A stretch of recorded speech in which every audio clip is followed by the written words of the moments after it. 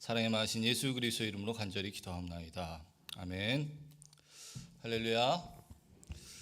모두 모르셨던 것 같은데 오늘부터 저와 함께 이제 앞으로 7주 동안 데살로니가 교회 이야기라는 타이틀로 데살로니가 전후서를 아마 전서까지밖에 못할 것 같습니다. 7번이기 때문에 데살로니가 전서의 부분들을 조금씩 살펴나가려고 합니다. 그런데 오늘 본문은 데살로니가 전서가 아니라 사도행전입니다. 사도행전 17장 1절에서 14절입니다. 우리 함께 보도록 하겠습니다. 사도행전 17장 1절에서 14절. 설명을 드리자면 사도 바울이 제2차 전도 여행 중에 데살로니가에 가서 복음을 전하게 되고 그곳에 어떤 과정을 통해서 교회가 세워졌는지 간략하게 설명하고 있는 부분입니다. 사도행전 본문이요. 우리 같이 한번 읽겠습니다. 사도행전 17장 1절에서 14절입니다. 그들이 암바볼리와 아볼로니아로 다녀가 데살로니가에 이르니 거기 유대인의 회당이 있는지라 바울이 자기의 관례대로 그들에게로 들어가 새 안식일에 성경을 가지고 강론하며 뜻을 풀어 그리스도가 해를 받고 죽은 자 가운데서 다시 살아날 것을 증언하고 이르되 내가 너희에게 전하는 이 예수가 곧 그리스도라 하니 그 중에 어떤 사람 곧 경건한 헬라인의 큰 무리와 적지 않은 귀부인도 권함을 받고 바울과 실라를 따르나 그러나 유대인들은 시기하여 저자의 어떤 불량 사람들을 데리고 때를 지어 성을 소동하게 하여 야손의 집에 침입하여 그들을 백성에게 끌어내려고 찾았으나 발견하지 못하며 야손과 및 형제들을 끌고 읍장들 앞에 가서 소리질러 이르되 천하를 어지럽게 하던 이 사람들이 여기도 이르매 야손이 그들을 맞아들였도다. 이 사람들이 다 가이사의 명을 거역하여 말하되 다른 임금 곧 예수라 하는 이가 있다 하더이다 하니 무리와 읍장들이 이 말을 듣고 소동하여 야손과 그 나머지 사람들에게 보석금을 받고 놓아주니라. 밤에 형제들이 곧 바울과 실라를 베레아로 보내니 그들이 이르러 유대인의 회당에 들어가니라. 베레아에 있는 사람들은 데살로니가에 있는 사람들보다 더 너그러워서 간절한 마음으로 말씀을 받고 이것이 그러한가 하여 날마다 성경을 삼고하고 그 중에 믿는 사람이 많고 또 헬라의 귀부인과 남자가 적지 아니하나 데살로니가에 있는 유대인들은 바울이 하나님의 말씀을 베레아에서도 전하는 줄을 알고 거기서 가서 무리를 움직여 소동하게 하거늘 형제들이 곧 바울을 내보내어 바다까지 가게 하되 실라와 디모데는 아직 거기 머물러 있더라. 아멘. 오늘도 하나님의 크신 은혜가 여러분의 삶 가운데 함께 하시길 바랍니다. 오늘 날이 참 좋죠, 여러분. 여러분들은 아까 담임 목사님도 밖에 나가셔서 날씨가 좋다 막 이러시는데 개인적으로 오늘 컨디션이 최악입니다. 오늘부터 수요예배 시작해야 되는데 제가 새벽 기도 때 자전거를 타고 오거든요. 근데 오는 도중에 뒷바퀴가 펑크가 났습니다. 제 몸도 무거운데 자전거를 모시고 오느라 평소 25분이면 오는 길을 40분이 넘게 이렇게 질질 끌면서 와서 지금 아직 좀 몽롱한 상태입니다. 하나님께서 은혜를 주셔서 이 몽롱함 가운데 또 하나님의 은혜를 전해주시길 바랍니다. 제가 아까 말씀드린 대로 오늘부터 7주 동안 저와 함께 데살로니가 교회 이야기를 살펴보려고 합니다. 담임 목사님께서 이제 수요일에 이제 오전으로 바뀌면서 이렇게 한 주씩 돌아가면서 하는 것이 아니라 한 6주에서 7주 이렇게 한 사람이 맡아서 이렇게 쭉 해갔으면 좋겠다 이렇게 하시면서 목사님이 시작을 해주셨잖아요. 그래서 좀 이렇게 잘하는 것으로 좀 해라 이렇게 얘기하셔서 제가 잘하는 게 뭐가 있을까라고 생각하다가 데살로니가 전후서를 골랐습니다. 왜냐하면 제가 대학원 다닐 때 한 학기를 들은 적이 있거든요. 데살로니가 전서. 신학대학원 3년을 생각해 볼 때 제일 많이 은혜를 받은 수업이 그 시간이었습니다. 여러분 신학 공부하면서 은혜 받기 쉽지 않습니다. 막 화가 나거나 시험에 들거나 이러지 이 은혜 잘 못 받습니다. 근데 은혜를 참 많이 받았습니다. 오늘날 한국교회 참 이런 교회가 한국교회가 이런 교회가 되지 않아야 하나. 정말 하나 예수 그리스도의 재림을 그토록 사모하는 모습. 주변의 모든 교회들에게 본이 되는 교회. 그리고 그 지도자와 성도들 간의 그 애틋한 그 사랑의 교제가 정말 여러분 앞으로 저와 살펴보시면서 그런 것들을 아마 느끼실 수 있을 것 같습니다. 그래서 또 수요예배 또 하시면서 목사님 잘하는 걸로 하고 또 약간 형식을 성경 공부식으로 했으면 좋겠다 이렇게 이야기를 하셔서 제가 자료를 드렸습니다. 그렇죠? 여러분 받으셨죠? 이렇게 자료? 수요예배 오신 분들만 드리는 이 고급 자료입니다. 첫 번째 이렇게 지도가 있는데 첫 번째 장에는 사도 바울의 제2차 전도 여행에 대한 지도입니다. 너무 보기에 잘 되어 있습니다. 두 번째 장에는 이제 1, 2차, 3차까지 사도 바울, 심지어는 사도 바울의 회심에서부터 잘 보시면 이 색깔로 다 구분되어 있는데요. 사도 바울의 회심으로부터 1차 선교여행, 예루살렘 공의회, 2차, 3차 그리고 로마까지 가는 과정이 다 적혀 있습니다. 그리고 옆에 다 조그만 글씨로 여러분 보이실지 모르겠는데 해설이 이렇게 다 있습니다. 그 옆에 지명 옆에 해설이 있어서 그 지명에 무엇이 있었는지를 한눈에 이렇게 착 조방할 수 있는 아주 고급 자료입니다. 그리고 실제로 여러분 제가 이 사도행전을 청소년부에서도 설교해보고 해봐서 지도를 굉장히 많이 찾아봤거든요. 그 사도 바울의 선교 여행에 대해서 여러분 이만한 지도를 제가 보세요. 영어로 된 지도보다도 훨씬 낫습니다. 영어로 된 지도는요 영어만 돼 있고 한글 된 지도는 영어를 그냥 이렇게 영어식으로 읽어놔서 한글 성경이랑 이렇게 매칭이 안 됩니다. 그런데 여기는 성경의 그 지명을 그대로 따라서 한글로 적어놨습니다. 그리고 뭐 이렇게 되어 있고요.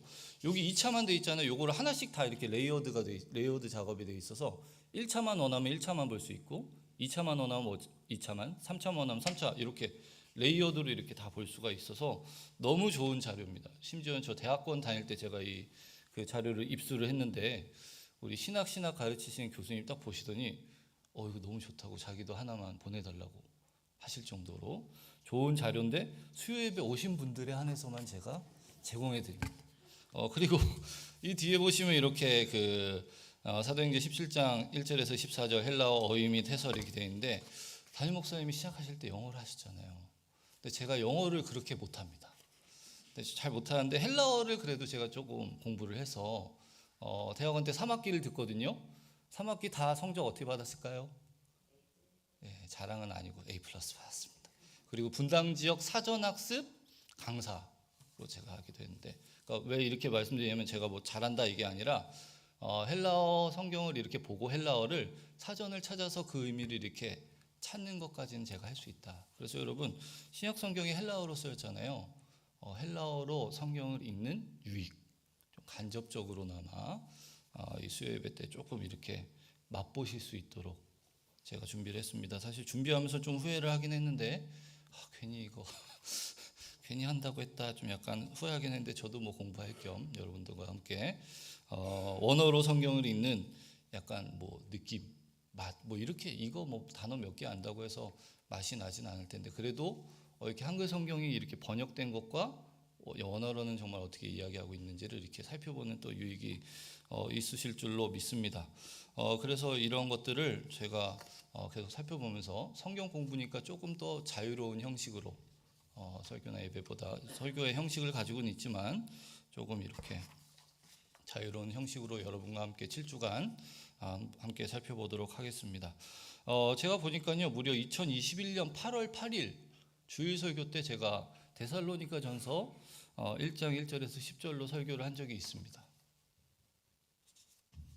다들 무슨 소리 하시나 저 양반이 무슨 얘기를 하나 2011 거의 2년이 다 된 이야기라서 사실은 다 까먹으셨을 것 같아서 그냥 아주 없었던 일처럼 자연스럽게 데살로니가 교회 이야기니까 1장 1절에서 10절 해도 되겠지 이랬는데 이 설교자의 양심에 이게 그게 되지 않아서 그때 1장 1절에서 10절을 이렇게 설교하면서 이 사도행전의 이야기를 이렇게 조금 이렇게 배경 설명을 드린 적이 있는데 그럼 이번에 시작할 때 사도행전 17장에서 사도 바울이 어떤 의도를 가지고 어떤 방식으로 2차 선교 여행 중에 데살로니가에 가게 됐고 그것에서 복음을 어떻게 전했고 그것에서 복음을 들은 사람들이 어떻게 되었나 이것을 약간 배경 지식적으로 살펴보기 위해서 오늘 제가 일부러 본문을 사도행전 17장으로 택했습니다. 제가 오늘 함께 읽으신 사도행전 17장 말씀드린 대로 데살로니가에 사도 바울이 들어가서 복음을 전하게 된 일련의 과정을 적고 있습니다. 17장 바로 앞장인 16장에 보면요, 사도 바울이 이제 마게도니아 지역으로 오게 된 과정을 이렇게 적고 있습니다. 제가 드린 2차 전도 여행 지도를 이렇게 함께 보시면서 이렇게 따라오시면 될 것 같습니다. 안디옥에서부터 이렇게 시작하는데요. 1차 선교 여행을 마치고 여러분 바나바와 안디옥 교회가 파송을 해서 바나바와 바울이 1차 선교 여행을 하지 않습니까? 그리고 돌아와서 이제 예루살렘 공의회가 열립니다. 이방인에게도 하나님의 구원이 역사하기 시작했다. 그래서 여러분 아시다시피 이제 그것은 이제 결의를 하고 이방인에게도 복음을 통한 구원을 허락하신다. 이것을 이렇게 확실히 하고 이제 사도 바울과 이제 바나바가 안디옥 교회로 다시 돌아오게 됩니다. 그리고 이제 이들이 2차 선교 여행을 떠나기로 얘기를 합니다. 1차 선교 여행 전도 여행 때 전했던 교회들이 과연 어떻게 있는지를 한 번 더 이렇게 확인을 하고 그 교회들을 더욱더 든든히 하기 위해서 2차 선교 여행을 떠납니다.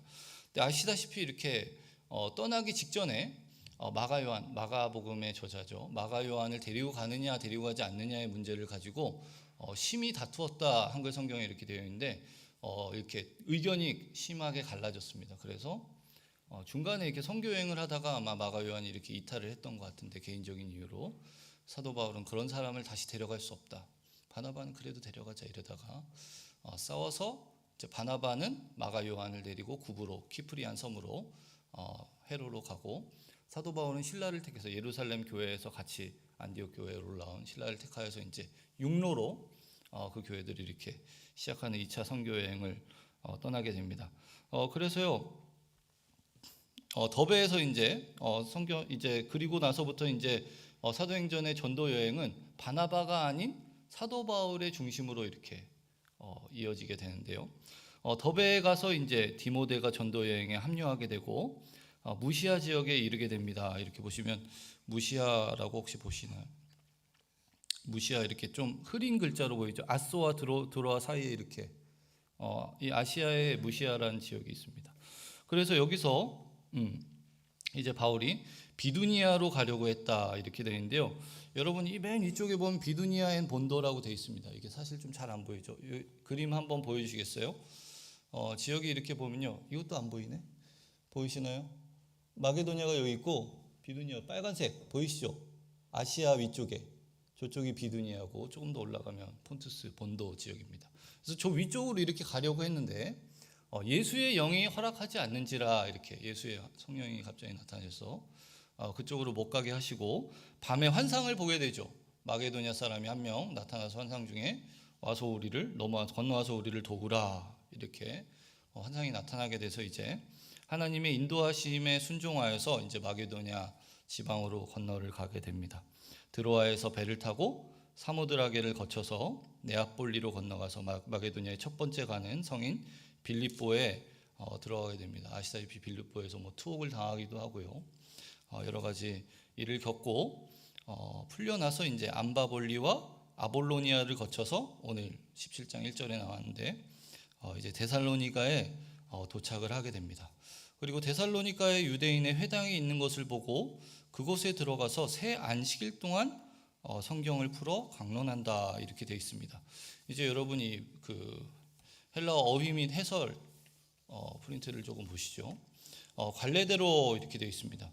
에이오토스인데요. 관례적으로 무엇을 한다, 무엇 하는 관습이 있다 이런데요.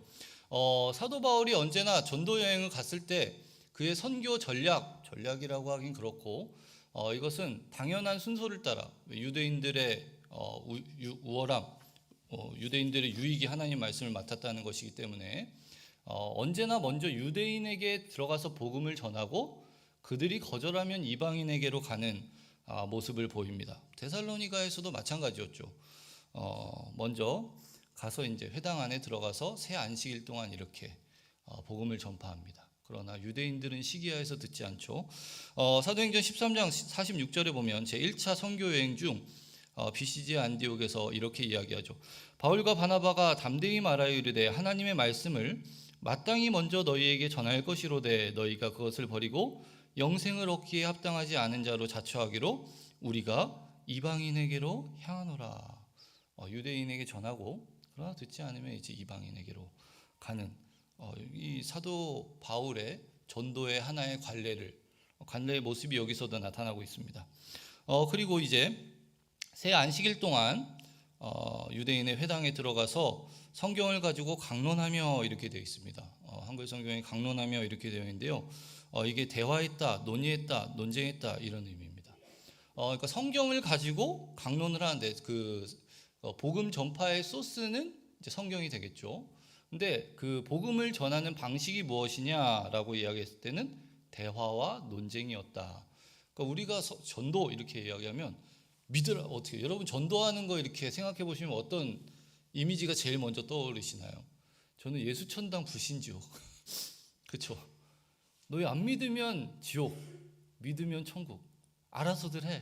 내가 더 설명은 안 해요. 길게 얘기할 거 없어. 예수천국, 불신지옥. 어떻게 할 거야? 약간 협박하는 것 같지 않아요, 여러분? 근데 사도 바울이 이야기하는 것은 쫙 선언하고 그럼 어떻게 해야 되는데 몰라 알아서 해. 뭐 이렇게 일방적인 선언이 아니라 선언도 분명히 필요합니다. 필요하긴 하지만 기본적인 전도의 방식은 무엇이냐? 대화다, 논쟁이다.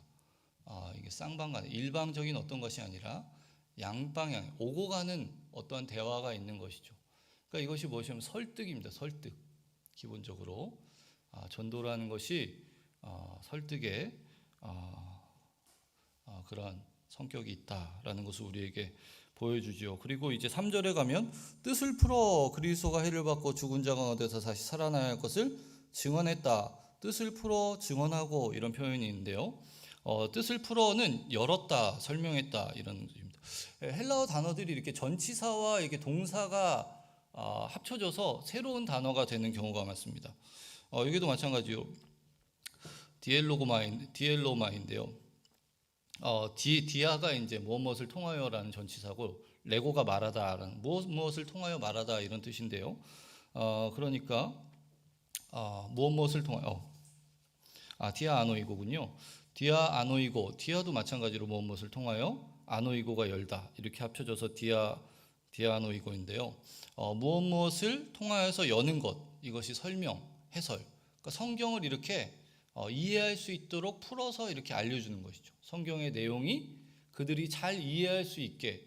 그러니까 여러분 일방적인 선언이면 이해하든지 말든지 그냥 이렇게 내가 이야기하면 끝이잖아요.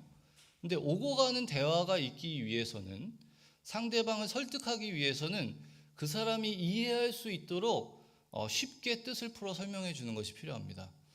그것이 여기서 뜻을 풀어 설명했다, 해설했다 이런 뜻이고요. 그렇지만 그 안에서 그냥 단순히 이렇게 설명이 아니라 분명한 진리에 대한 제시도 필요합니다. 이것이 증언하고입니다. 이것도 마찬가지로 파라라는 무엇 옆에 전치사, 스티템이라는 서다라는 동사가 이렇게 합쳐져서 하나의 단어가 되었는데요. 이렇게 옆에 세우는 겁니다. 여기 보세요. 이렇게 옆에 이렇게 세우는 거죠. 제시하다, 내놓다 이런 뜻인데요. 그러니까 하나님의 말씀을 전할 때 전도를 할 때 그들이 복음을 전파할 때 복음의 소스는 하나님의 말씀이고 전하는 방식은 대화와 논쟁인데 그것의 상세한 방식은 이제 쉽게 열어서 설명하는 것 그리고 그 안에 분명한 복음의 제시 그렇죠? 복음의 선포가 그 안에 있다. 라는 것을 우리에게 알려줍니다. 그리고 복음 전파의 내용을 보면요. 그 3절에 그리스도가 해를 받고 죽은 자 가운데서 다시 살아나야 할 것 그리고 이 예수가 곧 그리스도라 이렇게 되어 있습니다. 그러니까 그리스도께서 죽으심, 고난을 받고 죽으심 그리고 죽은 자 가운데서 살아나셨다. 부활 그리고 이 예수가 곧 그리스도다. 메시아다. 이 세 가지가 들어있는데 이것이 사도적 설교의 핵심입니다. 여러분 사도행전에 나오는 사도들의 설교를 보면 이 내용들이 이렇게 다 담겨 있는 것을 보일 수 있습니다. 그러니까 우리가 복음을 전할 때도 절대 빠뜨리지 말아야 빠뜨리지 말아야 할 것이 이런 겁니다. 우리 교회 얼마나 좋은지 몰라. 우리 교회 와봐. 우리 교회 목사님 좋으시잖아요. 좋지만 그것보다 더 중요한 것이 무엇이냐? 복음의 핵심은 예수 그리스도의 고난과 죽으심, 예수 그리스도의 부활. 예수 그리스도의 주되심, 그리스도 되심 이것이 빠지면 안 된다. 왜냐하면 전도는 우리가 전하지만 그것을 통하여서 일하시는 분은 성령이시잖아요. 이러한 진리를 통하여서 일하시는 성령 이런 복음 전파의 핵심, 이런 것을 또한 엿볼 수 있습니다. 그래서 여러분 사도행전 성령 강림 직후에 뒤에 보면 베드로의 설교 가운데 이것이 그대로 다 나타나고 있습니다. 사도행전 2장 23절에서 24절과 36절인데요. 그가 하나님께서 정하신 뜻과 미리 하신 대로 내준 바 되었거늘 너희가 법 없는 자들의 손을 빌려 못 박아 죽였으나 죽음이죠. 하나님께서 그를 사망의 고통에서 풀어 살리셨으니 부활입니다. 그런즉 이스라엘 온 집은 확실히 알지니 너희가 십자가에 못 박은 이 예수를 하나님이 주와 그리스도가 되게 하셨느니라. 예수는 그리스도다. 이 세 가지 성령 강림 이후에 가장 먼저 성령을 받은 베드로가 가장 먼저, 그러니까 성령을 받고 제일 먼저 성경 가운데 나타나는 베드로의 설교 가운데 이 사도적 복음 전파의 핵심이 다 담겨 있는 것을 봅니다. 사도행전 5장 42절에서도 그들이 날마다 성전에 있든지 집에 있든지 예수는 그리스도라고 가르치기와 전도하기를 그치지 아니하니라. 여러분 우리의 전도에 예수 그리스도가 빠질 수 없겠죠. 빠질 수 없겠죠. 그러나 제가 말씀드린 대로 예수 그리스도보다 더 어떠한 교회 건물이 예뻐. 우리 교회는 다음 세대 중요하긴 하지만 그것은 부차적인 것입니다. 그것은 복음이 아닙니다. 그렇죠? 복음 전파에는 예수 그리스도가 중심이 되셔야 되고 그분께서 우리의 죄를 위하여서 무슨 일을 하셨는지 설명되지 않는다면 그것은 결코 복음이 될 수가 없습니다. 이것은 복음이지 교회에 오라고 전도하는 것 이것과는 또 다른 부분이 있을 수 있다. 그래서 여러분 이렇게 복음을 전파했을 때 나타나는 결과가 있는데 이것은 여러분 사도행전에서 보지만 언제나 그렇습니다. 언제나 모든 사람이 듣고 다 환영을 하고 복음을 받아들이는 일은 역사상 한 번도 없었습니다. 언제나 두 가지의 극명한 나뉘는 현상이 일어나는데요. 4절에서는 이제 복음을 받아들이는 자들의 모습이 나오고 5절에서는 복음을 반대하여서 박해하는 무리들의 모습이 나옵니다. 4절에서 권함을 받고 이렇게 되어 있는데요. 이것도 에피 플러스 페이토라는 단어인데 페이토가 이제 설득되다, 확신하게 하다, 이제 견실하게 되다 이런 뜻입니다. 이들이 설득이 되었습니다. 제가 아까 말씀드린 대로 우리의 복음 전파라는 것이 설득의 과정을 필요로 한다 말씀드렸죠. 그렇기 때문에 이들이 설득이 되었습니다. 사도 바울의 이야기를 듣고 설득이 되고 그것이 정말 그렇다는 확신을 가지게 되었다. 그리고 이제 바울과 실라를 따르게 됩니다. 바울과 실라의 무리에 합류를 하게 됩니다. 따르나 연합했다, 합류했다 이런 뜻입니다. 설득되고 확신하게 되었고 이제 바울을 따르는 것이니 그 예수 그리스도의 도를 따르는 자들이 된 겁니다. 이제 한편에서는 이런 일들이 일어납니다. 반대쪽에서는요 유대인들의 모습이 나오는데요. 유대인들이 시기하였다. 진로라는 헬라어 단어인데 여기 여러분 젤루스 있잖아요. 젤루스 시기하다, 질투하다.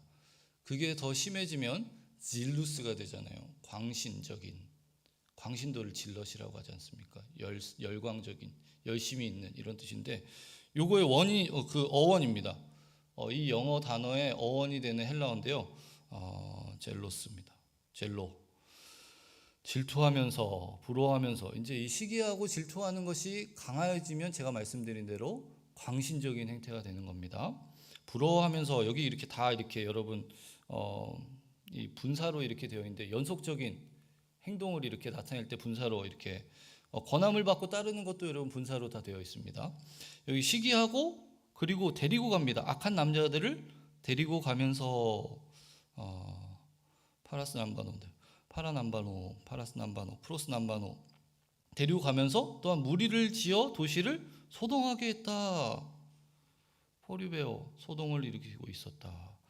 질투하면서 이제 다른 사람들을 데리고 가면서 이 사람들이 사도 바울과 실라와 디모데를 그 사람들이 더 이상 복음을 전하지 못하도록 소동을 일으키는 모습. 한편에서는 권함을 받고 확신하게 되어서 바울을 따르는 복음의 도를 따르는 자들이 생겨났지만 한편에서는 복음의 진리를 거부하여서 시기하고 사람들을 데리고 다니면서 소동을 피우는 사람들이 있었다. 이것이 매우 정상적인 일입니다. 여러분, 전도가 쉽지 않잖아요. 이렇게 마음을 먹고 복음을 전해야겠다. 복음을 전하면 모든 사람들이 막 갑자기 울면서 예수님을 받아들이고 이런 일만 일어났으면 얼마나 좋겠습니까? 문제는 그렇지 않습니다. 복음을 받아들이는 사람이 있는가 하면 복음을 격하게 반대하는 사람들도 생겨난다. 이것이 매우 정상적인 일이다. 사도 바울이 복음을 전했는데도 그렇습니다. 그렇죠? 사도 바울에 비하면 저 같은 사람은 사실은 뭐 별거 아니잖아요. 그런데 제가 전하면 당연히 뭐 사도 바울이랑 비교도 안 될 텐데, 사도 바울이 전해도 그러하니까 사실은 우리가 전하면 당연히 그렇다고 생각해야 될 것입니다. 그래서 어쨌든 이렇게 유대인들이 시기하에서 악한 남자들을 데리고 무리를 지어 도시를 다니면서 소동하게 했기 때문에 사도 바울이 새 안식일 동안 데살로니가에 있는 회당에서 복음을 전파하였다가 이가 갑자기 저녁에 이제 쫓겨나게 됩니다. 8절부터 무리 업장들이 이 말을 듣고 소동하여 야손과 그 나머지 사람에게 보석금을 받고 놓아주니라. 10절에요. 밤에 형제들이 곧 바울과 실라를 베레아로 보내니 그들이 이르러 유대인의 회당에 들어가니라. 야반도주를 하게 됩니다. 갑자기 이제 데살로니가 도시 성 안에 난리가 일어나서 형제들에 의해서 밤에 정말 야반도주죠. 복음을 전한 지 3주 만에 그곳에서 이제 쫓겨나서 베레아로 가게 됩니다. 여기도 베레아에 이르러서 유대인의 회당에 들어갔다. 바울의 복음 전파의 이제 관례가 그대로 드러나고 있습니다. 그런데요, 문제는 이 데살로니가에서 복음을 전하는 것을 시기했던 유대인들이 그것에 그치지 아니하고 베레아까지 쫓아와서 행패를 부립니다. 13절입니다. 데살로니가에 있는 유대인들은 바울이 하나님의 말씀을 베레아에서도 전하는 줄 알고 거기도 가서 무리를 움직여 소동하게 하거늘. 여러분, 이렇게 지도, 제가 아까 나눠드린 2차 선교 전도여행 지도를 보시면 데살로니가에서 베레아가 이런 거리인데요, 굉장히 짧아 보이죠. 이 지도 아닙니다. 이 지도 아니고요. 예.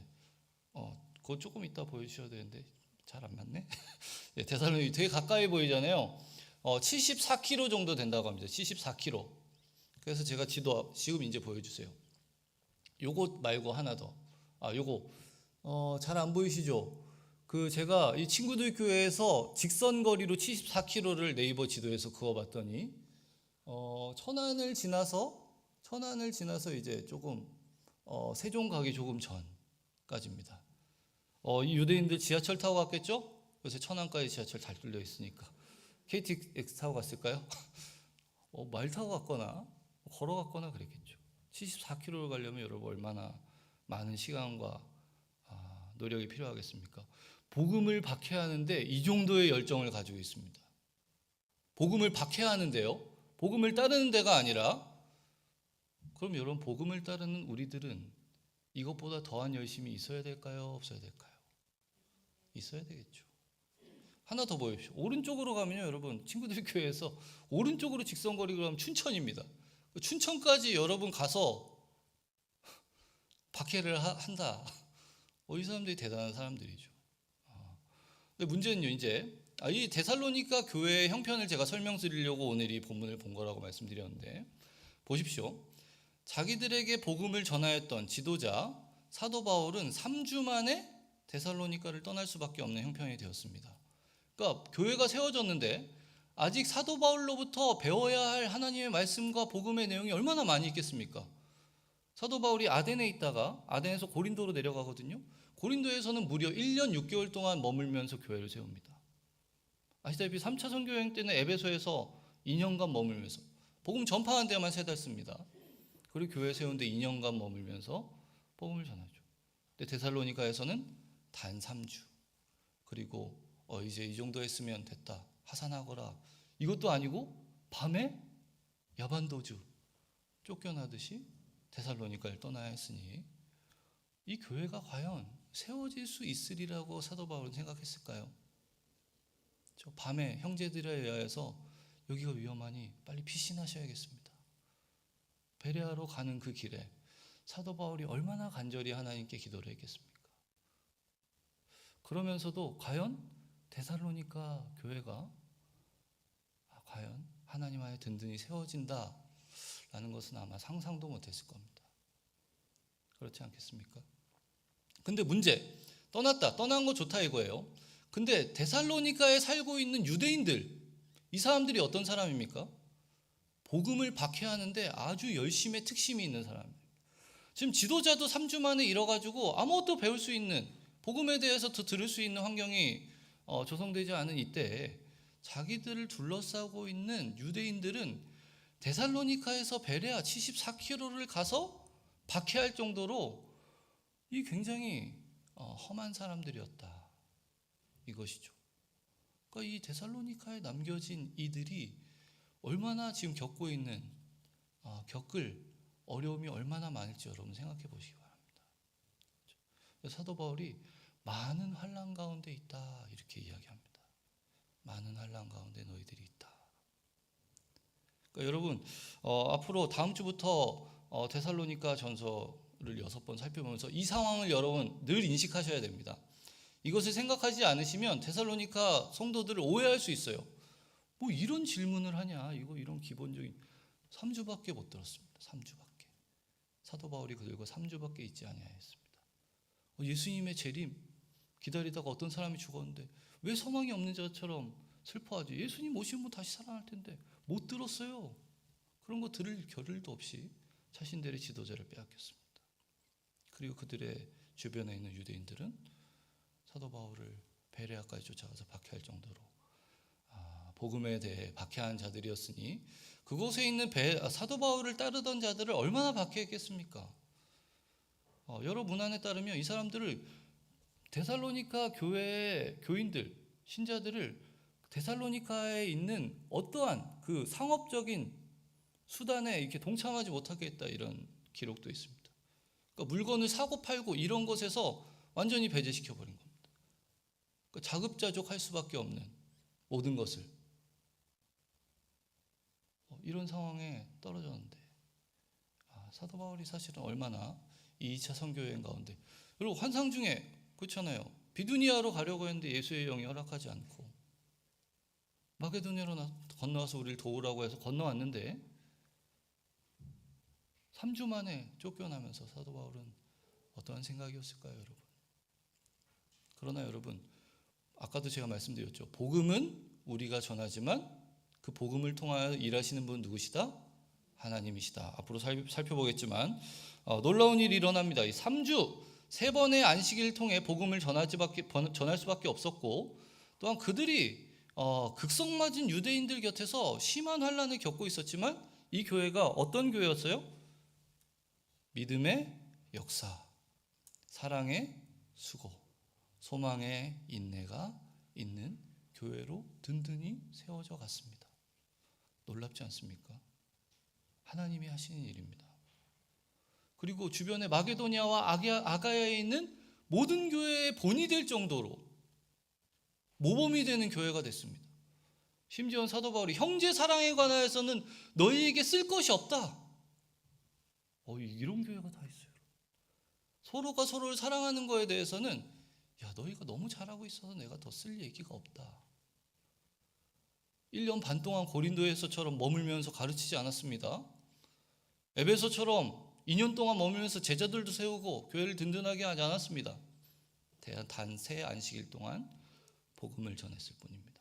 그러나 하나님께서 역사하시니까 이런 놀라운 일들이 일어납니다. 그렇기 때문에 여러분 이런 상황을 잘 생각해 보면 이제 앞으로 데살로니가 전후서에 나타나는 이 성도들이 데살로니가 그 사도 바울에게 질문하는 것, 그리고 그 질문에 대한 사도 바울의 답이 정말 애틋하고 사랑이 묻어나는, 사실은 이 고린도 전서와 이렇게 비교해서 읽으면 굉장히 그 사도 바울의 논조가 매우 다릅니다. 고린도 교회는 사랑이 없는 교회였습니다. 그래서 사랑장에서 믿음, 소망, 사랑, 그 중에 이제 이런 사랑이다. 사랑 좀 해라 이것들아 이렇게 이야기하는데, 여기서는 믿음의 역사, 소망이 아니라 사랑의 수고, 소망의 인내입니다. 왜? 심한 박해 가운데 있었기 때문에 데살로니가 교회에 필요한 것은 사랑이 아니라, 사랑은 쓸 것도 없어. 이미 너무 잘하고 있어서. 데살로니가 교회에 필요한 건 무엇이다? 소망. 그래서 데살로니가 전서가 5장까지 있고요. 데살로니가 후서가 3장이 있는데요. 데살로니가 후서 3장을 빼고는요. 여기는 이제 인사 부분이니까 모든 장에 그리스도의 강림에 대한 내용을 꼭 넣습니다. 우리의 참된 소망이 무엇이냐? 그리스도의 강림이 아니냐?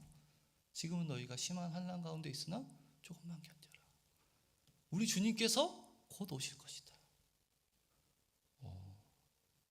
주의 강림에 대해서 계속해서 이야기하는 사도 바울의 그 사랑을 느낄 수가 있는 것입니다.